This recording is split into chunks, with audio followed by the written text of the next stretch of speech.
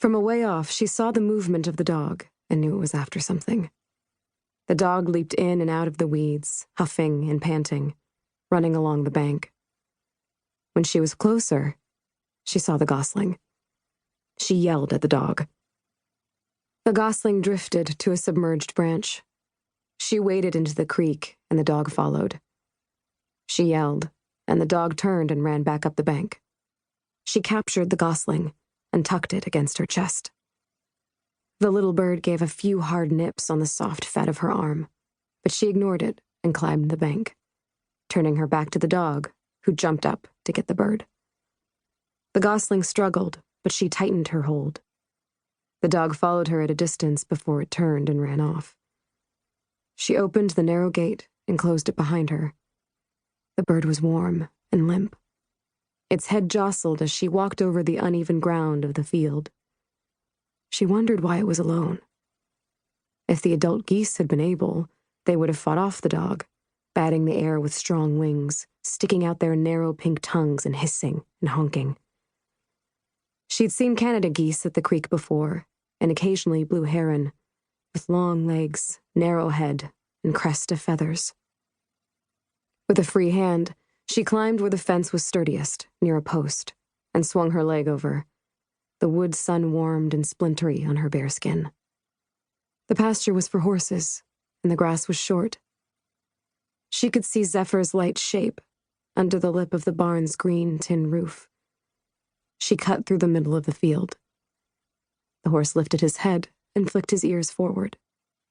He dipped his head to the ground and grazed, then lifted it again. He turned and traced a thin ribbon of dusty ground through the grass, his habitual path. His head bobbed as he walked. She usually had a carrot for him. When they met, he sniffed her hand, then his ears flicked forward. His big nostrils flared. The down on the head of the gosling moved in his hot breath. The horse was white with brown spots, an Appaloosa, and he had one brown eye and one blue. She said, "No, Zep, not for you," and walked on. Zephyr followed her. Duchess, the gray dapple mare, was coming up the hill.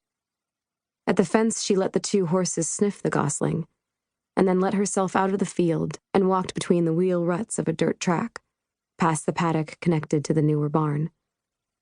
Beyond the barn was the yard of the house. Her mother was weeding in the garden. She recognized the familiar motions of her mother's hands. The dog was on his side under the apple tree, as if dead in the heat. Her father had bought the dog. Barker. There was a trend in her family when it came to naming house pets. Her parents' first dog was a black Labrador named Blackie, and there had been a cat with 4 white paws called Boots. A white rabbit had been Snow, and 3 chickens had been Cluck, Spots, and Mrs. Brown. Her own first pet was a guinea pig she called Piggy, and then Barker. The day her father brought him home, the puppy made a high-pitched yapping and didn't stop. She called him Barker, and that was his name. Her own family name was straightforward, French. She was Teagan French.